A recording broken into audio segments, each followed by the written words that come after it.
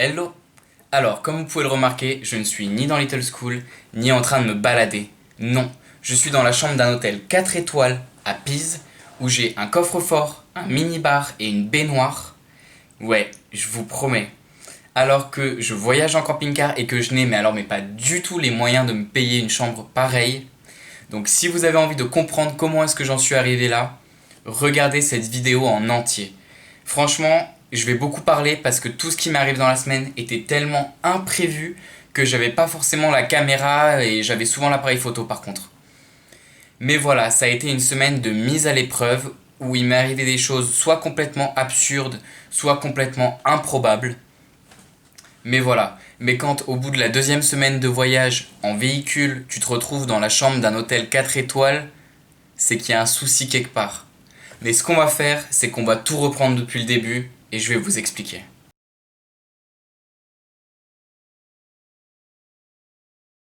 Mon Dieu, mais qu'est-ce que cela? Une place de parking avec une vue incroyable. En quittant San Remo, à la frontière de l'Italie, je décide d'aller à Bardinetto. C'est un petit village en montagne où je sais que je vais pouvoir faire ma vidange, remplir mon eau et surtout me poser tranquillement parce que j'ai beaucoup roulé la première semaine. J'en profite pour faire mon montage et pour visiter un peu le village qui est très beau. L'église est particulièrement magnifique à l'intérieur. Et finalement, en me baladant dans le village, je finis par me faire attaquer par des oiseaux alors que je prenais des photos. J'y ai réfléchi et je pense que c'est la réverbération du soleil sur l'objectif qui les a attirés. Il vient de m'arriver un truc assez fou, je viens de me faire attaquer par des oiseaux. J'avais pas la caméra sur moi, par contre j'avais l'appareil photo, alors je vous laisse regarder ces quelques images qui sont plutôt sympas. Mais en vrai c'était impressionnant, hein. Il y en a qui me sont passés vraiment au-dessus de la tête. Et voilà.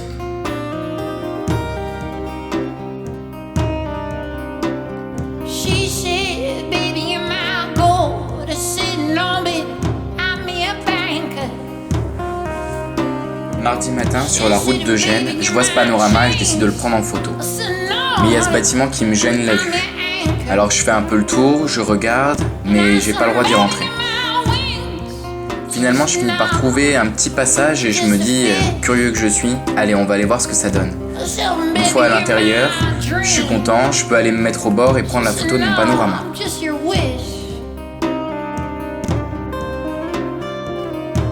En regardant en bas, je me rends compte que le bâtiment est beaucoup plus grand que ce que je pensais.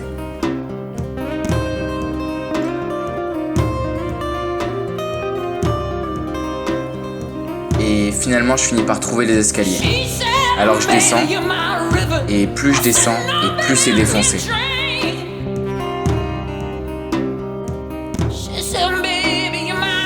Les bâtiments sont hyper grands, hyper larges.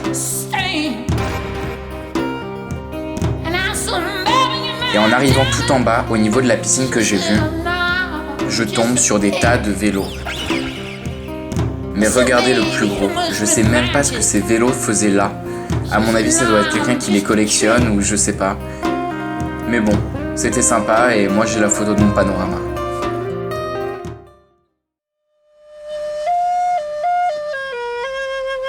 Bon, il m'a fallu presque 1h30 pour faire 2 km. Non, j'exagère peut-être un peu, mais au moins 1 heure. Il y a des énormes bouchons. Du coup, j'en ai marre. Du coup, je vais dormir au bord de la route avec les voitures qui passent à côté. Mais au moins, j'ai la mer.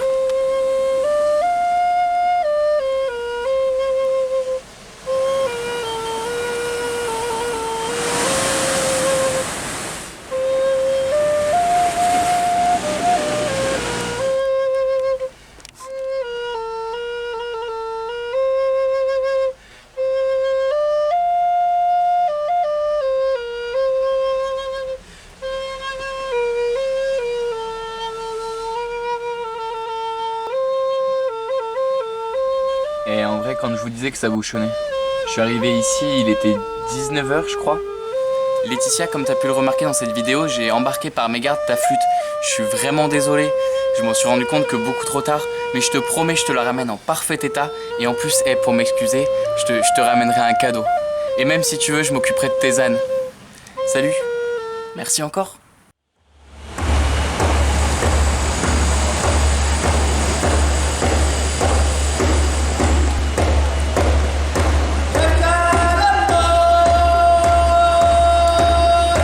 Gênes ou Genova en italien est l'un des principaux ports de l'Italie et d'ailleurs l'un des plus grands de la mer Méditerranée, situé sur la mer Ligurie et plus précisément dans le golfe de Gênes.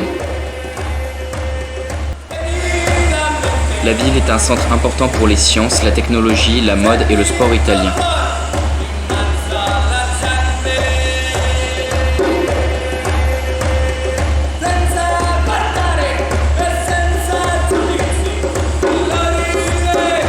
Et une grande partie de son centre historique est sous la protection de l'UNESCO.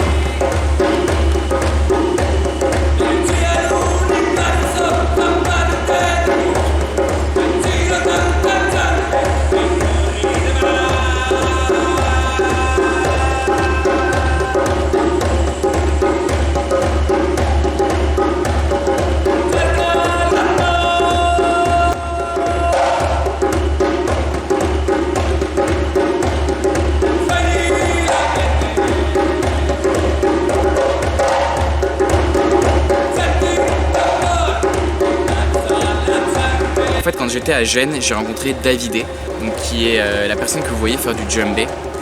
Et en même temps de le rencontrer, j'ai rencontré Eleanora, donc qui était assise à côté et qui dessinait.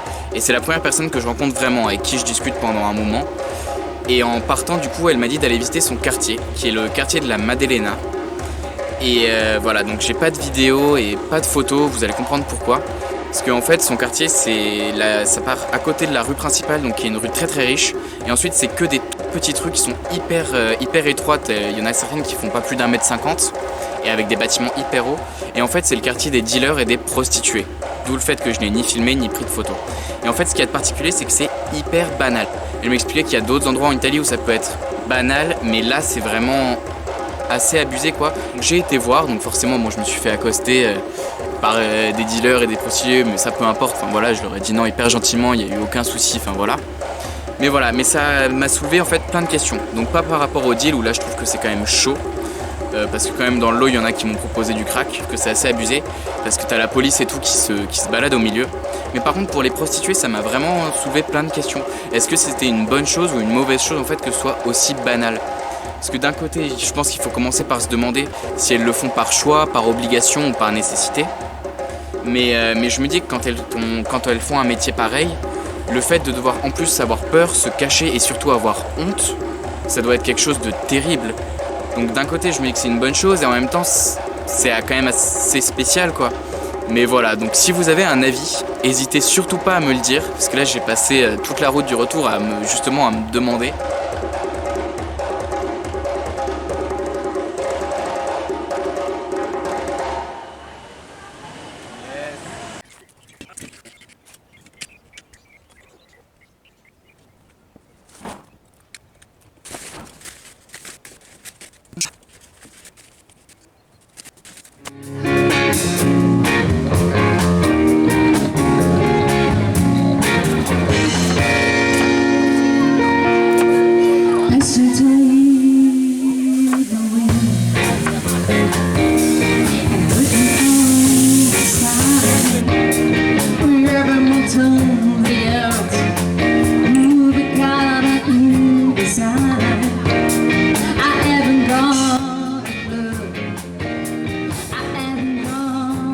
Jeudi. Nous sommes dans le parc national des 5 Terres. Je prends mon vélo car les routes pour accéder au village passent par des pentes à 15%.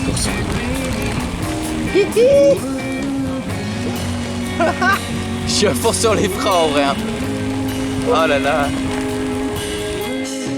Le parc national a été créé en 1999 et s'il porte ce nom, c'est en référence aux 5 villages que l'on appelle les 5 Terres. Les villages se nomment d'ouest en est Monterosso al Mar, Vernazza, Colniglia, Manarola, Rio Maggiore. La particularité des 5 Terres est que l'ensemble des villages et de leurs vignobles est accroché aux falaises sur des terrassements. De plus, ils sont très colorés. Ces villages vieux de plusieurs centaines d'années sont des villages de pêcheurs, où l'on vit principalement de la mer et du tourisme. C'est aussi de cette région que vient la célèbre sauce pesto.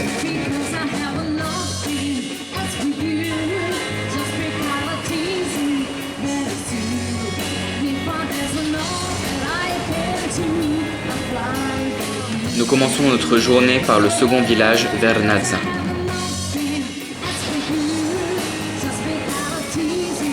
Si l'on appelle les 5 terres ainsi, c'est parce qu'auparavant ces villages étaient extrêmement isolés par la mer et la montagne, et étaient accessibles que par bateau ou par quelques sentiers difficiles.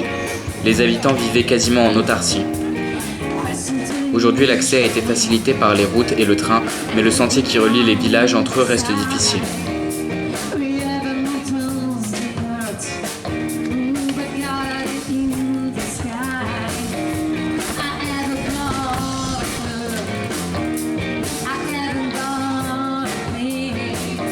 Plutôt que de prendre la route avec mon vélo, je décide d'utiliser le trek qui relie les villages et offre une vue superbe sur la mer. À savoir, le chemin est payant. Après avoir marché une bonne vingtaine de minutes avec mon vélo sur le dos, au point où je dois prendre mon ticket, on m'interdit d'amener mon vélo car le trek est trop étroit par endroits. Et de toute manière, je crois que ça aurait fini par être un poids.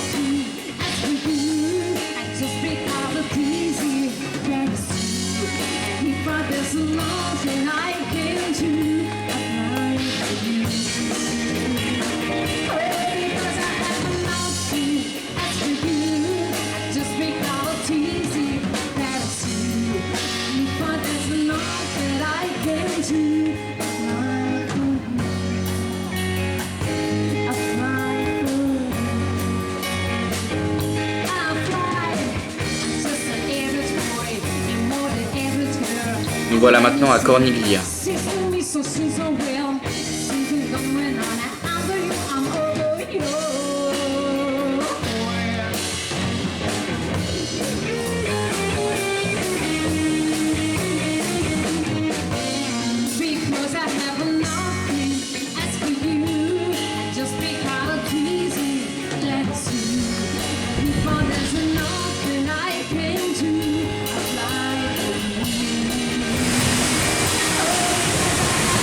Whoa.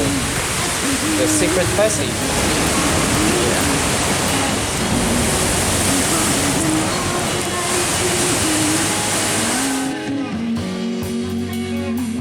Sur la route de Manarola, je me rends compte que la route est barrée.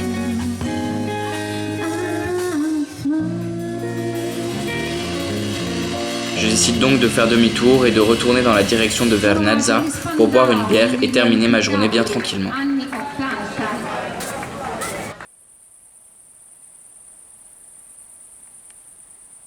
Je viens juste d'arriver, c'était une bonne journée, je me suis dit là j'avais juste faim, je me suis dit vas-y trop bien, je vais me faire à manger et tout. Et en fait j'arrive et le camping-car est envahi par des putains de fourmis. J'ai pas la moindre idée d'où est-ce qu'elles sortent, mais j'ai peur de bouger ça.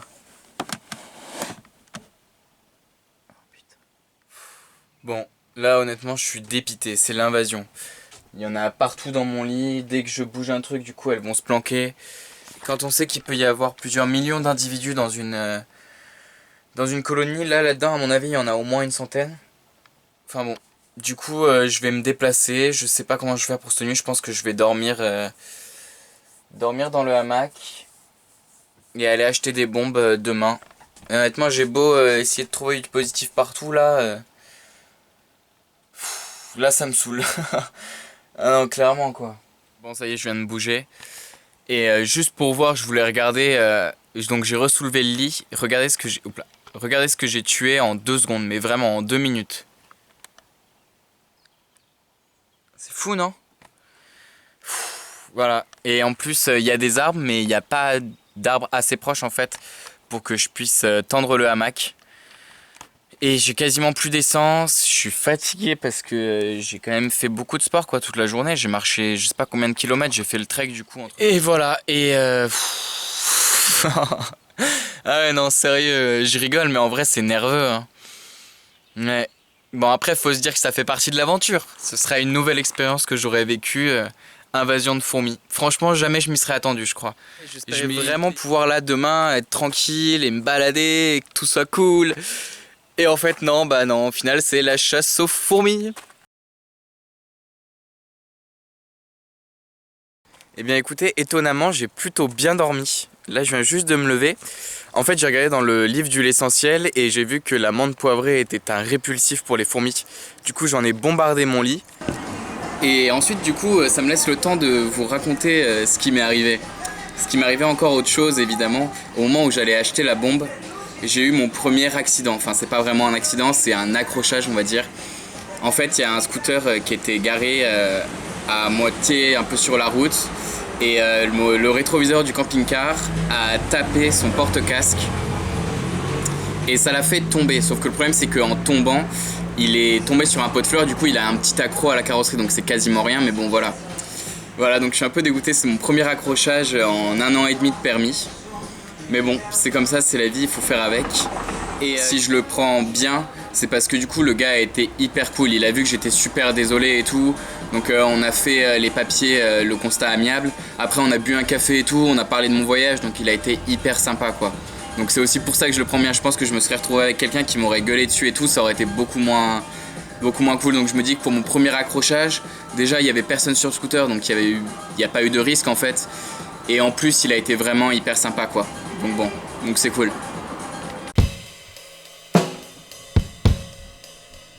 Pour vous donner une idée de l'envergure de l'invasion que j'ai eue, donc ici il y en a 10, là il y en a 50, et donc ici on peut plus ou moins estimer qu'il y en a eu vraiment beaucoup. Et ça c'est juste celle que j'ai tuée à la main, donc sans le produit ni rien. Let's go!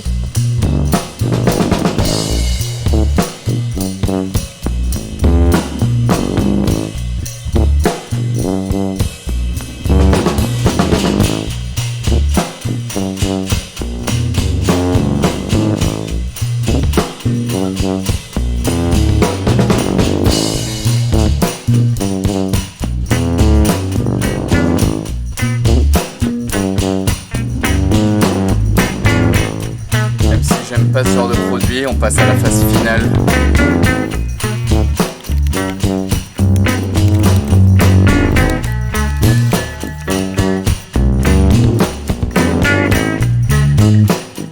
Et ça m'a aussi appris du coup là toute cette histoire dans la semaine que la vie elle est faite de plein d'imprévus, qu'il faut rester positif par rapport à tout ça.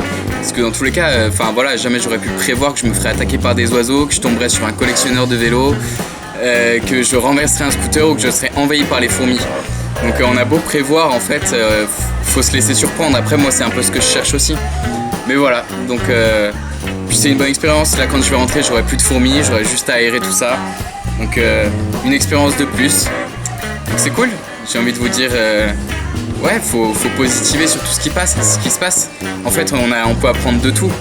Faut juste relativiser, chercher le bon côté partout et puis voilà. Bon, en tout cas moi sur ce je vous dis ciao.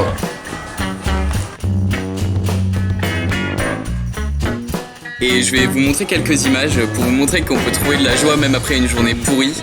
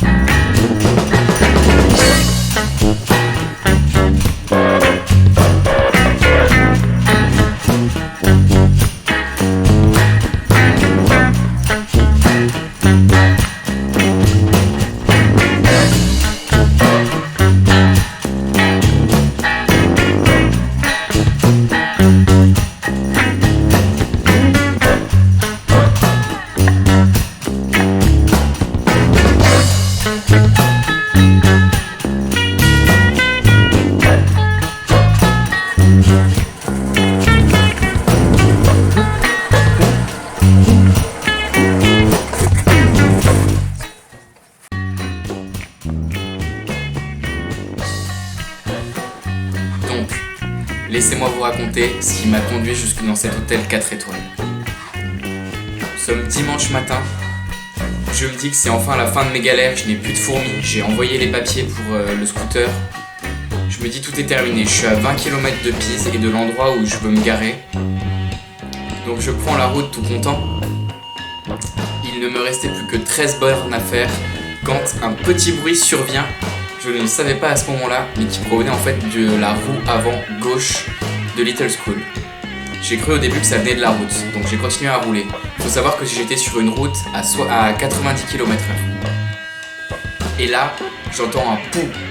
Je me dis, bon ok, c'est mon pneu qui a éclaté, je vais trouver un endroit pour m'arrêter. Je vous jure que c'est vrai, on aurait dit une scène de film.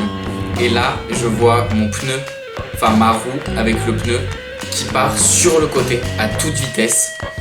Donc le camping-car qui retombe. Et du coup j'ai perdu ma roue avant gauche, donc j'ai freiné sur presque 30 mètres. Je mets les warnings et tout, j'étais paniqué. Honnêtement, je crois que c'est une des plus grosses peurs que j'ai eues dans toute ma vie. Et heureusement que la route elle était toute droite, parce que sinon je finissais dans le décor, très clairement. Donc là j'ai qu'une seule envie, c'est de me mettre à pleurer, sauf que c'était pas possible parce qu'il fallait réagir direct. Du coup j'ai mis mon gilet jaune, j'ai sorti mes triangles de pré-signalisation. J'étais perdu, j'ai essayé d'arrêter des gens pour qu'ils m'aident parce que je parlais pas italien, je savais pas quoi faire. Sauf que du coup personne ne s'arrêtait, les gens me klaxonnaient, puis ensuite ils se rendaient compte qu'il me manquait une des roues. Du coup ils faisaient une petite tête de oh là là le pauvre, puis ils continuaient leur route en mode mais rien à faire.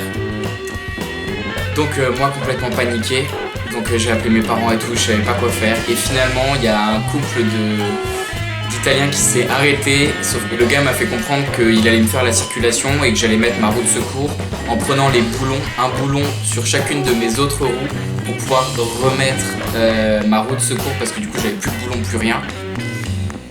Et pour pouvoir au moins me mettre à un endroit sécure parce que là j'étais en train de créer un embouteillage au milieu d'une route à 90 km/h. Donc ils ont été hyper cool, il m'a grave aidé, donc j'ai pu changer ma roue et tout pendant qu'ils me faisaient la circulation, j'ai été sur le coin.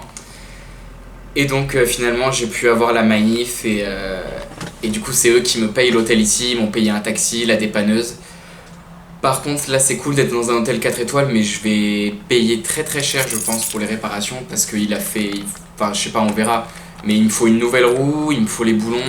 J'ai mon disque de frein du coup qui a frotté sur 30 mètres sur la route. Enfin bon, ça a été une grosse panique. Bon, heureusement, j'ai absolument rien.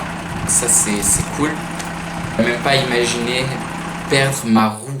Non mais vraiment, j'ai vu la roue qui est partie de l'autre côté de la route, qui a traversé, impossible de la retrouver parce que c'était un talus en bas et avec des buissons, donc je suppose qu'elle a dû descendre hyper bas. Et il y avait une voiture qui arrivait en face, donc ça va, il y avait peut-être 10 mètres, 5-10 mètres, donc quand la roue est passée. Mais à 90 km/h, 10 mètres c'est pas tant... Pardon, 10 mètres c'est pas tant que ça. Enfin bon voilà, donc énorme frayeur. Finalement ça va. Moi j'ai rien, donc tant mieux. Et voilà, donc bon maintenant c'est réglé. Je suis dans une chambre d'hôtel et j'attends de savoir combien de jours ça va mettre. Et à quel prix, parce que dans tous les cas il va falloir que je paye. Peu importe le prix, même si c'est plus de 1000 €, même si c'est très très embêtant. Mais j'espère que ce sera moins, je sais pas. Et va falloir voir aussi pour le délai, parce que j'ai le droit à 5 nuits d'hôtel, sinon ils me rapatrient d'office en France, et je laisse le camping-car là. Histoire de bien terminer cette semaine. C'était vraiment abusé, mais vraiment on aurait dit une scène de film ou un cartoon. La roue qui... Enfin bon voilà, au final bon plus de peur que de mal, et... Enfin pour Little School du mal quand même, mais voilà. C'était une sacrée semaine. Sacrée semaine. Ouais.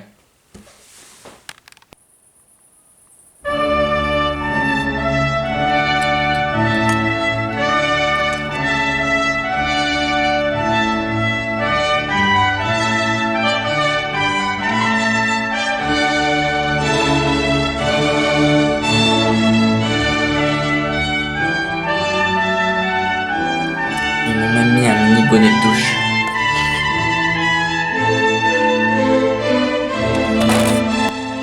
Je viens de prendre un bain. Je crois que c'était la meilleure chose de toute ma journée. Ça fait tellement du bien. C'est trop bien. Et en passant, une petite anecdote aussi qu'il faut que je vous raconte. Donc, comme je vous l'ai dit, il y a un mini-bar. Et quand je suis arrivé, j'ai vu le mini-bar et j'ai vu qu'il y avait un Kit Kat dedans. Et du coup tout ce que j'ai mangé la journée c'est des bananes que j'ai pris en vitesse dans le camping-car avant de le quitter. Et 3 gâteaux ce matin avec mon café. Et du coup je l'ai vu, je me suis jeté dessus. Et après en fait j'ai vu qu'il y avait un panneau à côté. Et en fait c'est 3 € le Kit Kat. Voilà, et le pire c'est que je l'ai même pas savouré, je l'ai gobé. Enfin bon, voilà quoi. Milady, ce lit est bien trop petit. Milady, cette baignoire n'est pas assez grande. Milady, je ne peux qu'à peine mettre ma tête dans cet évier. Milady, ce coffre est bien trop petit pour ranger tous nos lingots. Milady, c'est un double vitrage. Moi je voulais un triple vitrage. Milady, je veux un poney. Milady, c'est à peine si je rentre dans ce placard. Enfin, Milady, ne me regardez pas me dévêtir. Alors, jusqu'il semblerait être de très bonnes nouvelles. Je vais quand même attendre demain pour demander au garagiste et être sûr, parce que maintenant je flippe un peu. Mais normalement, je devrais en avoir que pour 250 €, donc pour changer les 2 roues avant. Parce que quand on en change une, il vaut mieux changer les deux pour que ce soit équilibré. Plus une autre pièce à changer. Donc c'est peut-être cette autre pièce qui a changé, qui a dû prendre et pas le disque de frein. Je sais pas. Mais donc là déjà je suis rassuré. Et le mieux du mieux, c'est que ça pourrait être prêt demain après-midi. Voilà. Donc je suis juste trop content. Donc j'ai une nouvelle chambre d'hôtel pour ce soir. Avec cette fois-ci un lit double. Et puis voilà quoi. C'est cool. Darling, dans ce lit je croirais être sur un nuage. Darling, cette douche est parfaite. Darling, cet évier est idéal. Darling, ce coffre est pile la contenance qu'il nous faut. Darling, oubliez le poney. Darling, ce placard est exactement ce que j'imaginais. Oh darling, regardez-moi me dévêtir. Darling. Sur ce, mes amis, mes amours, cette vidéo va s'arrêter ici. Parce qu'après tout ce qui s'est passé, là je me sens enfin rassuré. Je vais en profiter pour aller faire un petit peu de tourisme, tant qu'à faire, hein, parce que je suis quand même à Pise. A bientôt, ciao. Et un dernier truc, si jamais vous avez aimé cette vidéo, si vous voulez être sûr que tout va bien se passer demain, que l'aventure va reprendre, n'hésitez pas à vous abonner. Et puis si jamais vous avez envie de faire découvrir cette aventure qui démarre à d'autres gens, bah écoutez, y a qu'à partager.